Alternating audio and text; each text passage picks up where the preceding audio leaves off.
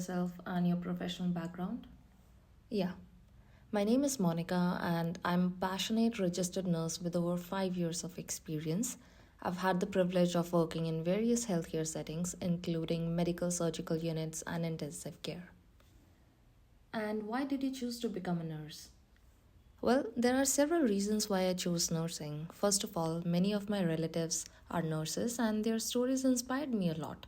Besides, nursing is a profession with an ocean of opportunities, both native and abroad. And above all, this is a service oriented profession in which I can serve humanity. So I chose nursing as my career. Great. Why did you choose OET test? Well, it is my long term ambition to work as a registered nurse in an English speaking country such as the UK, Ireland, and so on. But to meet the requirements of registering as a nursing professional there, I need to prove my English language proficiency.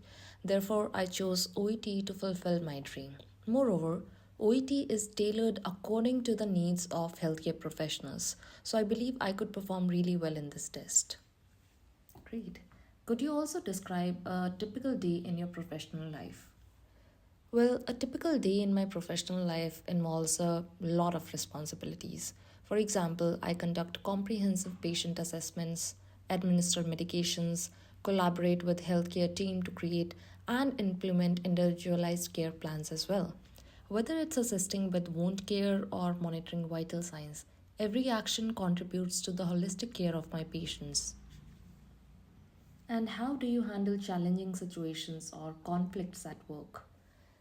Well, in challenging situations, I rely on my critical thinking skills and effective communication. For instance, when faced with a patient who was experiencing a sudden onset of respiratory distress due to pneumonia, I promptly initiated emergency protocols.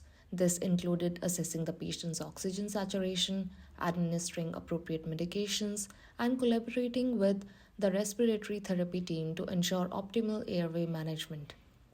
These actions were crucial in stabilizing the patient and facilitating a positive outcome in their treatment. How do you stay updated with the latest developments in your field? To stay updated with the latest developments in nursing, I actively seek opportunities for professional development. Recently, I attended a conference on advanced wound care techniques where I gained insights into innovative approaches.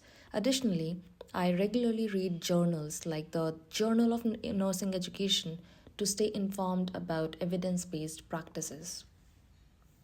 How do you collaborate with other healthcare professionals in your workplace?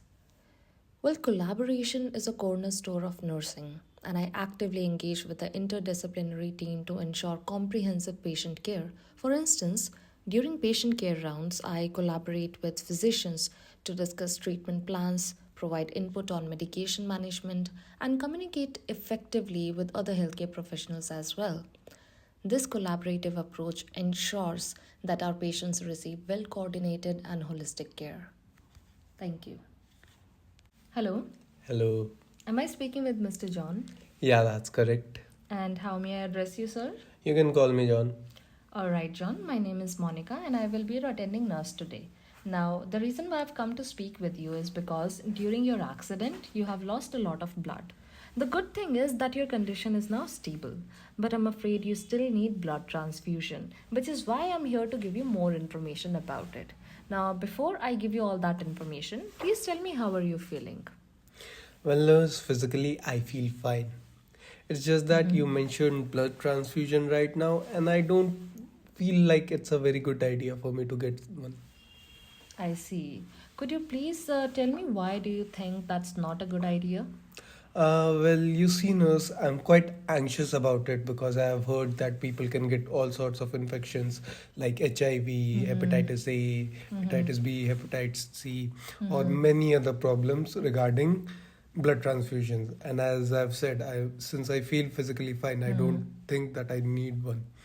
I see. So, what you're saying is that you are concerned that you might get some infection from blood transfusion, and that is why you're against the idea. Is that right? Yeah, nurse, that's the whole reason. Well, I understand your concern, John, but I would like to reassure you that the process of blood transfusion is actually quite safe, as it leaves no room for infections. I think it would help you if I explain to you the procedure in detail. Can I do that?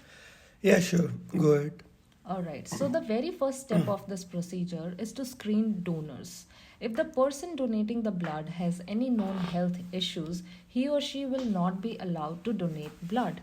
And even after collecting the blood, we test it for all sorts of infections. So it's safe to say that the blood you will be receiving through transfusion is not contaminated in any way and it is highly safe. Am I clear about that? Yeah, nurse, the process is clear, but as I've heard that there are many risks involved in the process. Is that true? Well, not really, John. See, there are no risks associated with blood transfusion because the process, like I said earlier, is extremely safe. In addition to screening the donors, we make sure that the equipment which is being used during the procedure is sterile.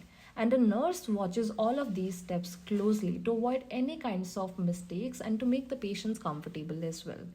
So, I assure you that you will not face any troubles, the risk of infections during this procedure. Am I clear about that? Yeah, nurse, you're clear, but as I've said, hearing all these stories have me very jittery, and I'm not very keen on this process. Is there any way I can avoid the transfusion altogether? Because I feel fine. Well, I appreciate that you're feeling fine, and I understand that you're anxious about the whole procedure and you want to avoid it. But I assure you that you are in safe hands. Moreover, the procedure is necessary for you, John, as you have lost a lot of blood during the accident. If you don't get blood transfusion now, you will not be able to recover completely and you will not be able to go home then. Do you understand what I'm trying to say here? Yeah, I hear you, nurse. I'm just very afraid of getting infected blood. You hear all these stories and you just don't want to end up like one of these patients. Well, I completely understand your perspective, John. If I had heard all of those stories, I would have also been worried about the same. But like I said earlier, the procedure takes place under sterile conditions, and the staff at the hospital is also highly experienced in their duties. So there is nothing to be alarmed about, alright? Alright, nurse. So, do you agree to go for the blood transfusion? Yeah, sure, why not? Well, I'm very glad to hear that, John. And I assure you that a nurse will be monitoring you throughout the process. So if you face any issues during the transfusion, you can ask them. Okay? Okay, nurse. All right. Now, do you have any other questions or concerns that I can address for you at this stage? Nah, I think it's fine, nurse. You have answered all my queries. All right. Then I would like to summarize the conversation we have had. So, first of all, you were concerned about the transfusion process because you were concerned that about the risk of infections, for which I assured you that the process is very safe and the equipment is also sterile, so there is no need to be worried about the same.